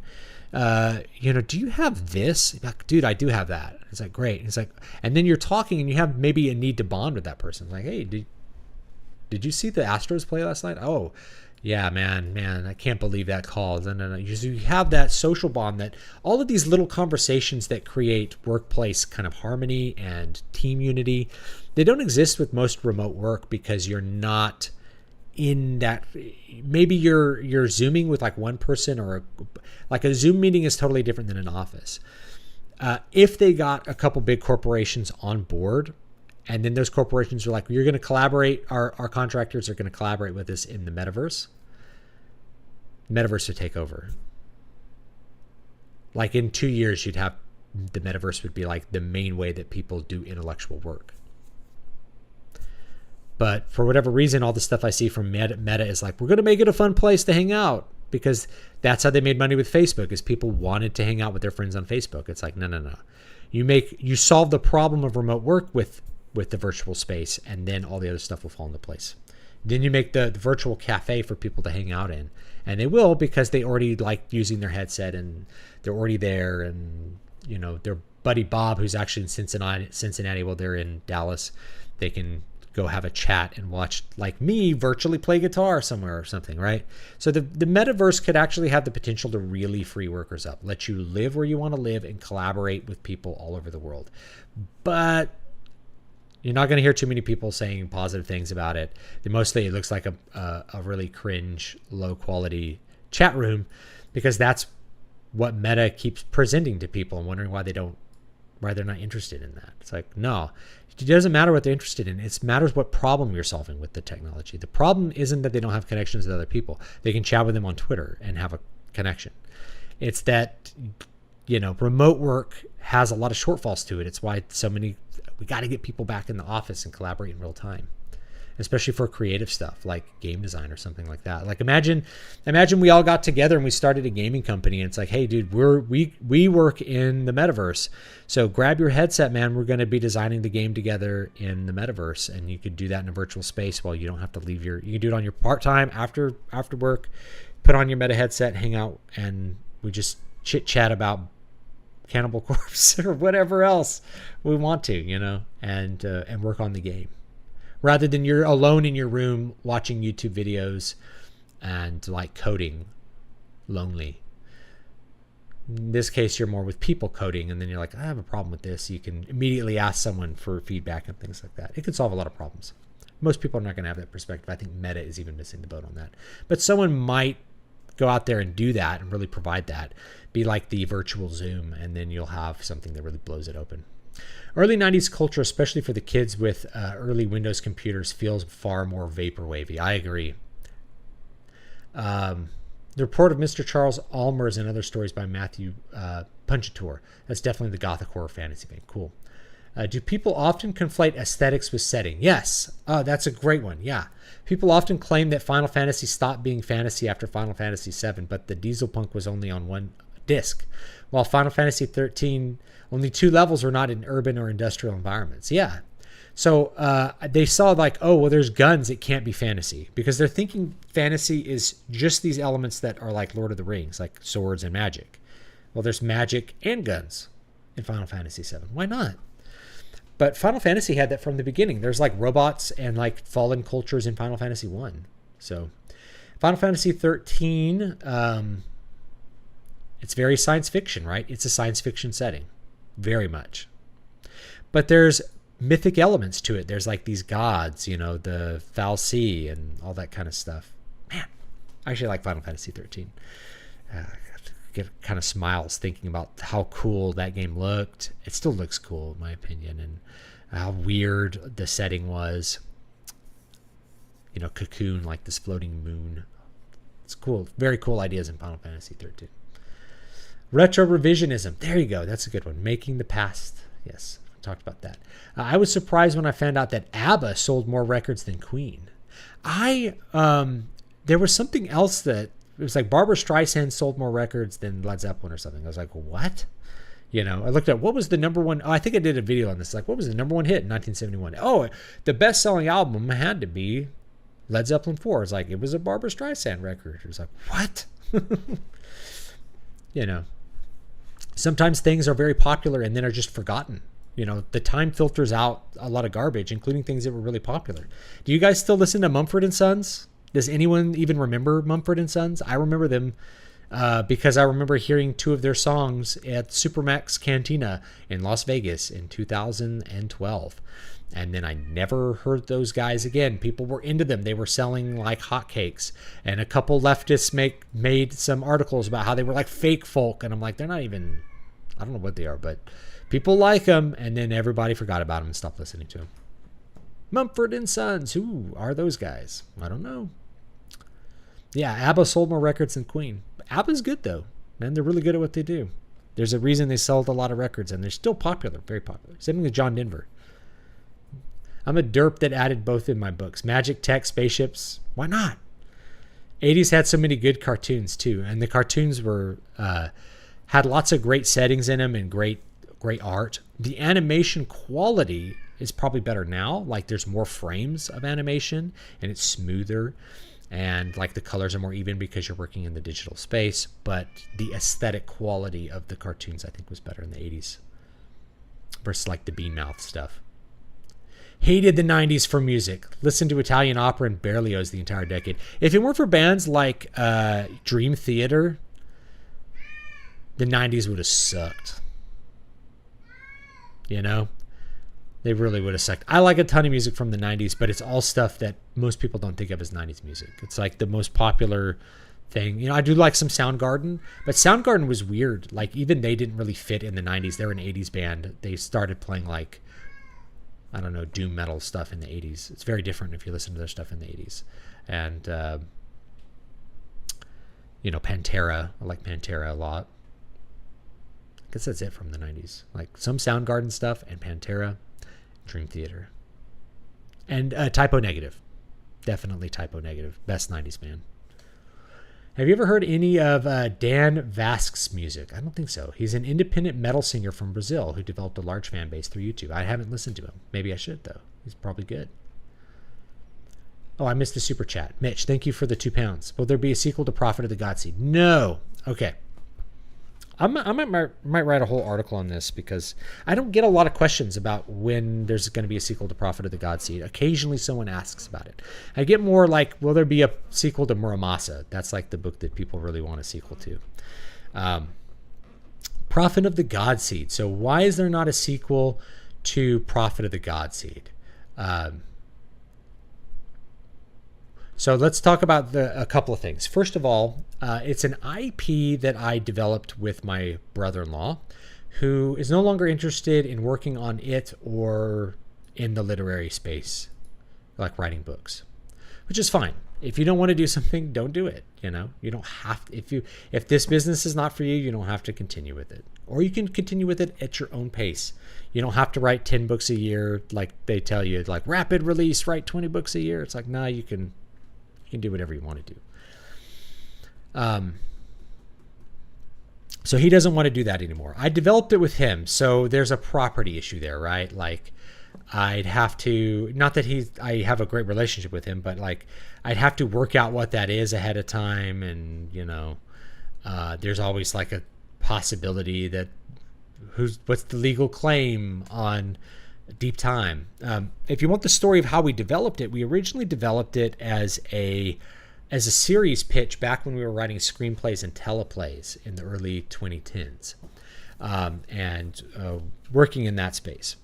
And so it was originally like a sci-fi series that we developed as a pitch for that. And we basically had a producer tell us, like, nobody's going to buy it. This is great. But you're never going to get it made because the only shows that get made are by producers who want to make their baby. So the best thing you could hope for is to find something similar to this and inject those ideas into, get on the writing team for another series and inject those ideas into it because they're cool ideas. Or shelve it and hold on to it for 20 years. And then you can make it after you have success. Then you can pitch it and people will listen to it. There's no way like two new guys are ever going to get a show made. It's just not going to happen. Okay. It's like, I'm not going to make it. It's too unproven, especially science fiction space. We felt like there was a hole there because Star Trek was off the air and that kind of stuff. We had like a pilot worked out and everything. Then, my writing partner was not really interested in continuing the screenwriting stuff. That's fine. So I thought I'll write a book in it because I'm still interested in this thing that we created. So I wrote Prophet of the God Seed as a standalone book and an introduction to the ideas of the series we had in mind as well. And I pitched it as a book one. And why won't there be a sequel? The bigger reason is because it's not a popular book. It's probably, I would say it's one of my biggest failures. I learned a lot from the failure. It's not a popular book. It's a book that when I have made it free, it gets lots of downloads. So that lets me know that like the cover or the description, there's something about it people like. But it gets almost no reviews. Nobody reviews it, which tells me that they aren't finishing the book, that they download it and forget about it, or they download it, start it, don't like it, and close the book. So that's my data set. Lots of downloads. So obviously the idea that I'm pitching might be good, but almost nobody finishes it and almost nobody bothers to review it. I think I made it free for like years. I made it free off and on, but it got like 9 reviews after like 5 years, which is unacceptably bad. That's probably the least popular book I've come out with, and like even less popular than Al Shafalda, which I'll tell you why Deep Time was a disappointment is that I thought people would like it. And I thought it would like hit the vein and like hit the genre that I was going for, because there was so little there and people really wanted Star Trek like stuff, and no, didn't happen. It just was a big miss. This I wrote knowing nobody's going to like this. This is too weird.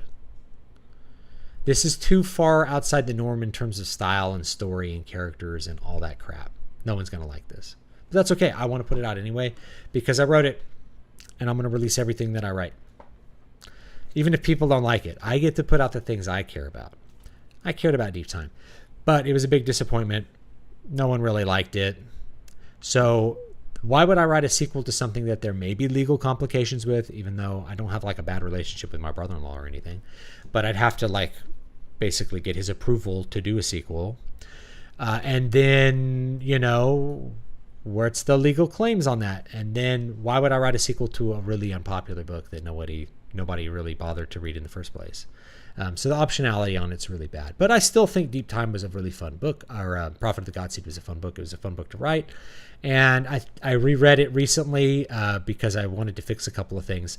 Somebody mentioned that a character had 2 different color eyes. And I was like, one time you mentioned she has green eyes. Another time you mentioned she has blue. And I'm like, oh, okay, I'll go fix that. That was like 2 years ago. I never fixed it. So I was like, I went and fixed it real quick.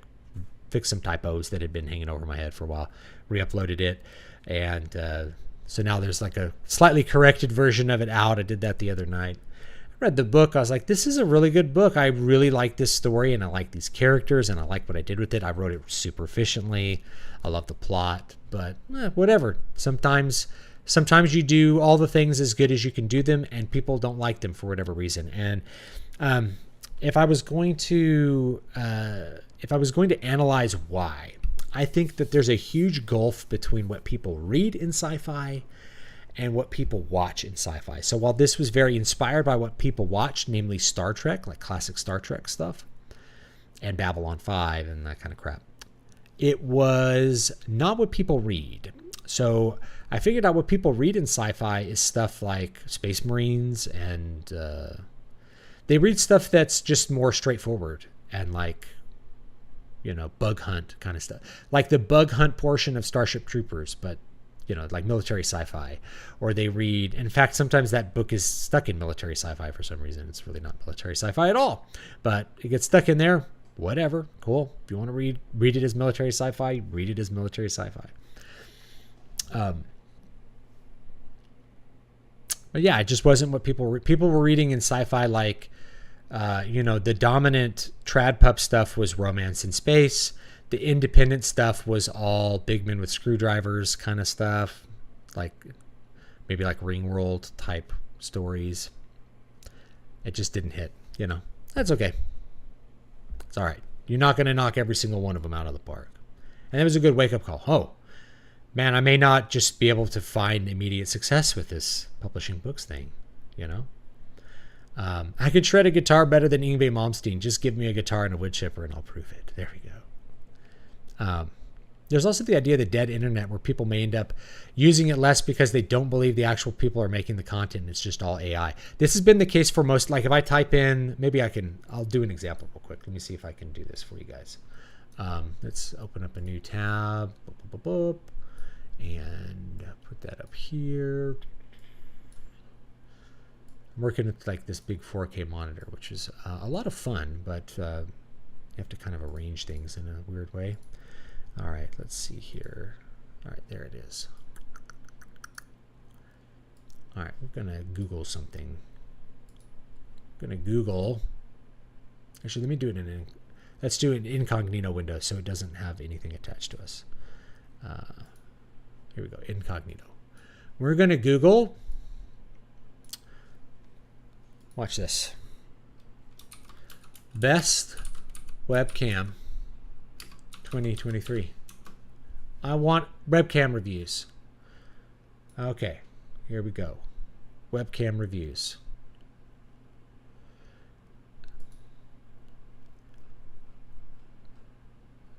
Some webcams can shoot in 4K, but that's overkill for most people. Not to mention most of these are written by AI.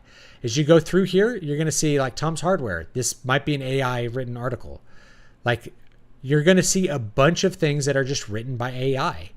It's like Tom's Guide, PC World, Tech Radar. Most of these are so keyword driven. If they're not written by AI, they might as well be written by AI.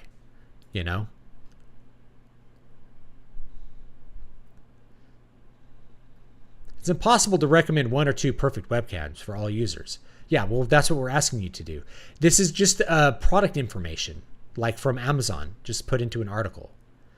And then they have this, So when you look at these articles, you kind of figure out that like they're super dominated by AI and by keywords. And once you start reading a couple of them, you're like, wait a minute, this doesn't read the way that a human actually writes at all. It just seems like completely uninformative. It's like, I want your opinion on a thing. It's like, no, I don't have an opinion. Instead, I'm going to just list a bunch of products, right? I want to know what's the best one. Well, let me give you 8 products that you can compare with Amazon affiliate links. It's basically AI garbage, you know? So there you go. How's the name of the guitar channel spelled? Oh, mine is Zool Online. Yeah. Thomas J. Bedvin article in Tactuman. Okay, great. Also just now tweeted a link to another interesting Substack article about science fiction. Okay, great. I'll take a look at it later.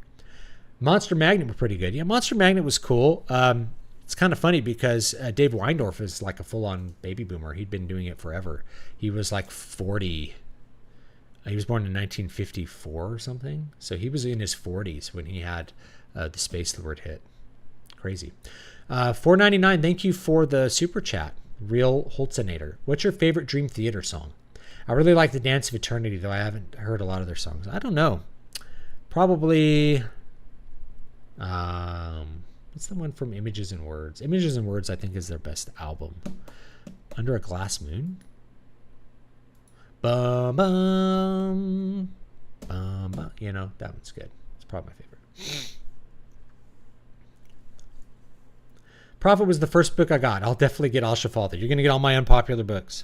You want popular books? It's going to be... Actually, my most popular book, I think, is City of Silver. The Moonsong series is very popular. So that's probably the most popular book of mine, is that one. On the topic of setting, there's a recent viral uprising or whatever against WoW's bad writing in the YouTube space, especially Dragonflight and how Blizzard fumbled an island about dragons. Kind of amusing. Well, I did that like last year. I made that video. Why WoW's writing is so bad. It's bad for many reasons, and one of the big ones is that people don't read quest text. The players haven't really interacted with the bad writing. They haven't paid attention to the writing for so long. It's like almost like it doesn't matter. I'm gonna buy and read it, then evidently stop halfway through. I got the first Moonsong book because Prophet was good. You cut out the bullshit in your writing. I like that. Apparently I had a lot of bullshit in Prophet. I'm not sure what that means, but anyway, you know, Moonsong's pretty straightforward. Do you think that's because it's harder to wrap your head around the story without the visual medium of the screen? I don't really think that's the case of me talking about like why it didn't hit. I think there's different audiences. So I think this is something maybe we have to consider sometimes, is that the audience for the book space and the audience for the visual space or the game space are going to be different audiences. So what audiences want to see on screen is not the same as what they want to see in print. Otherwise, we'd see superhero fiction being bigger than it is. Other than Brandon Sanderson writing the, what was it called? Steelheart? That book? There's been very little superhero fiction. Why? Well, the people who like the MCU don't read books. Maybe they might read a comic book, but even then, the comic book sales are really bad compared to the movies. The movies make $3.5 billion. The comic sells 5,000 copies, which is a lot for a comic these days. Wasn't a lot for the comic in the 80s, right? So like even the comic space, it doesn't not shared with the cinema space at all by my reckoning. The people who like the MCU movies are not interested in comics. That I think of like my wife with that. Is like she liked the MCU movies. She's not reading a comic book. She doesn't care about that. She thinks they're stupid. I don't know. She probably doesn't think they're stupid, but that medium does not appeal to her at all. It just doesn't. So there you go. I mean, you don't have unnecessary prose in both books. Good pacing and never boring. Well, wait till you read Al-Shafalda. I think it's 99% unnecessary prose. I don't know. You'll find out. Those audiences don't always overlap. The one young adult lady who made the Reckoners. Only a handful of superhero novels have been bigger. Yeah, that's true. Comic book movies are on the decline now anyways. Yeah, I said this after In-game. I said if I was Paul... I still can't pronounce his name. Is it Feige? Paul Feige? Feige? No, Kevin Feige. Kevin Feige. I'd be like, I would retire if I were him. You're at the peak. You want to go out at the top. There's no way you are continuing this forward. Bro, you're crazy. I'm like, I'm not crazy, right? I'm not crazy. Endgame was definitely a capstone experience for that. It wasn't even like a good movie necessarily, but it was really a movie for the fans. And I think after that, you bow out and you leave a successor and you let your legacy remain as the greatest legacy. You don't want to be like Jim Shooter. You don't want to be ousted after you fail. You don't want to bring something to the absolute pinnacle and then fail and get fired. That might be Kevin Feige, you know. You have a couple bombs, boom, he gets fired, and he's remembered as the guy who got fired, not as the guy who made the thing good. You know, people, it's like George Lucas bad. They just remember your last thing. It's like I don't remember. It's like everyone remembers your last fight as a boxer. Like whatever your last fight is, that's what they remember. If your last fight is getting your ass beat, that's what people remember you as. If your last fight is winning the championship, that's what people remember. You want to retire as champion, if you can. So, yeah. So yeah, I think the comic book movies are on the decline, and they're going to continue to be. And I think there's a cycle to this. People are like, oh, it's getting political. I'm like, there's always a cycle to trends. And the cycle, it's kind of like the corporate IP death cycle, but it just occurs in whatever kind of paradigm exists for a trend. So you have a thing which explodes in is made, not necessarily expecting to be very popular, explodes in popularity, spawns lots of copies and lots of stuff that kind of gets made similar to it. So like Iron Man, and then boom, MCU. Well, after a while, you can't keep making the same thing over and over again. People want stuff that's different. So the genre starts to get, or the style starts to get kind of self-deprecating.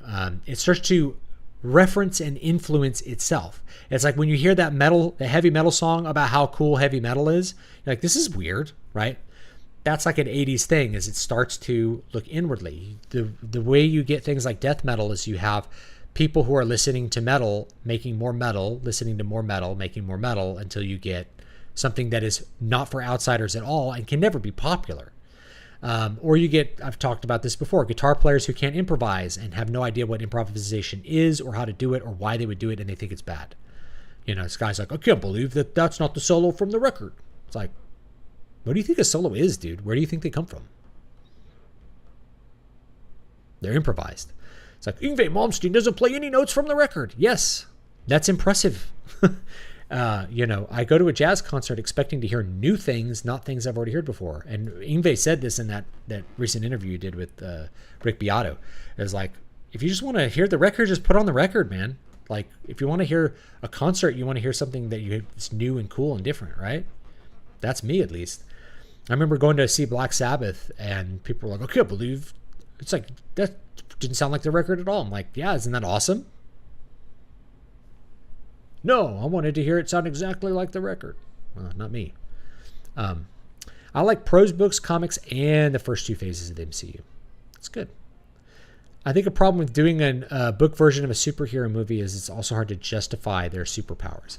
It can feel cheap just to write about someone being invincible, easier to show on screen. I agree.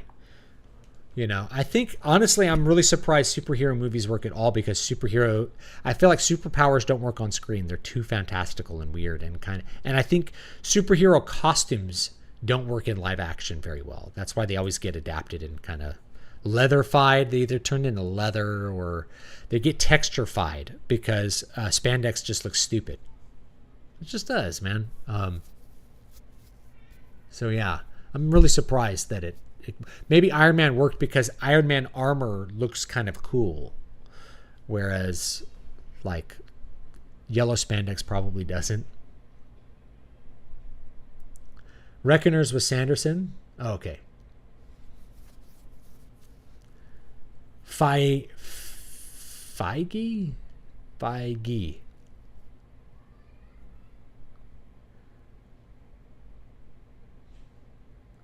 Pete Clines with X Heroes. Marissa Meyer with the Renegades. Okay, those three made the biggest splash with superhero novels. Yeah, but they're kind of, I never hear about them, you know.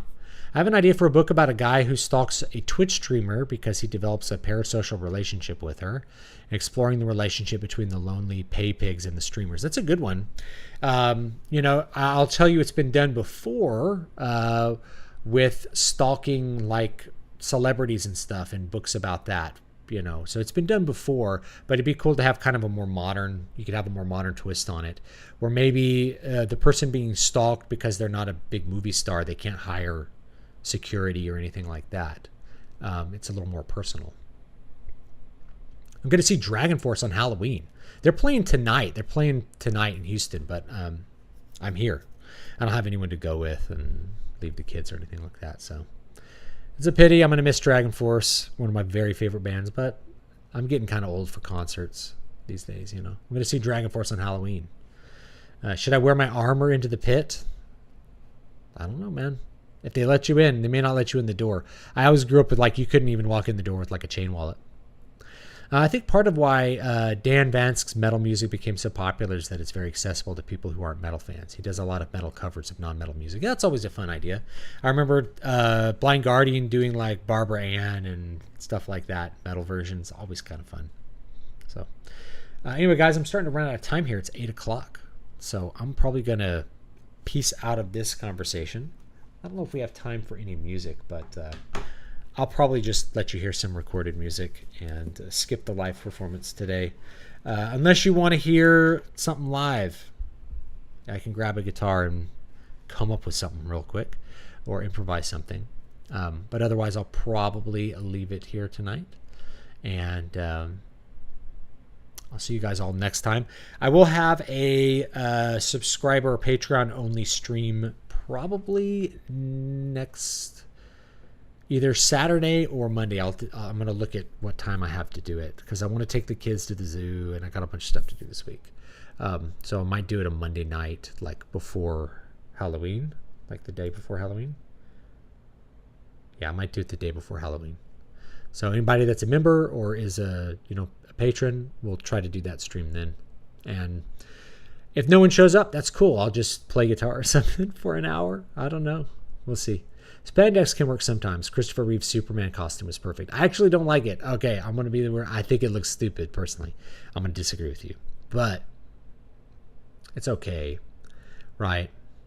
I think the newer Superman costumes, like the one from Man of Steel, I think those look better. The bright blue spandex just doesn't do it for me. Sorry.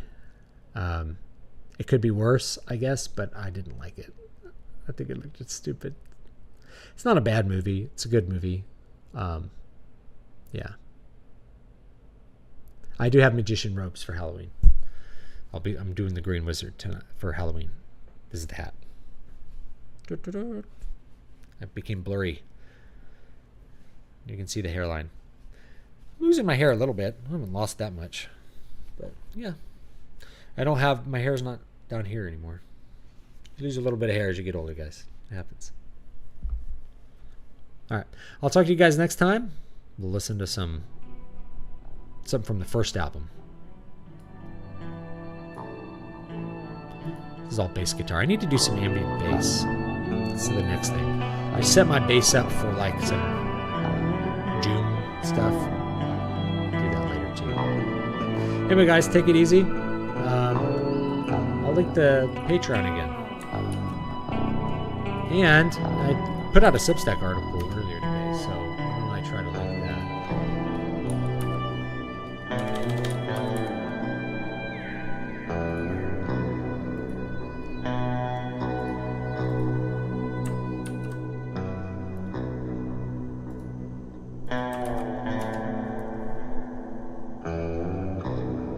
And I'll put out a guitar recording on the Zool Online channel later. Let me link that one. So if you're not subscribed to the music channel, you can find it here. I'll record an improv later tonight when I have time. Because I think most people are not. They're just going to drop out when I start doing that. So that's fine. We'll do it later. Have a good one, and I'll see you all next time.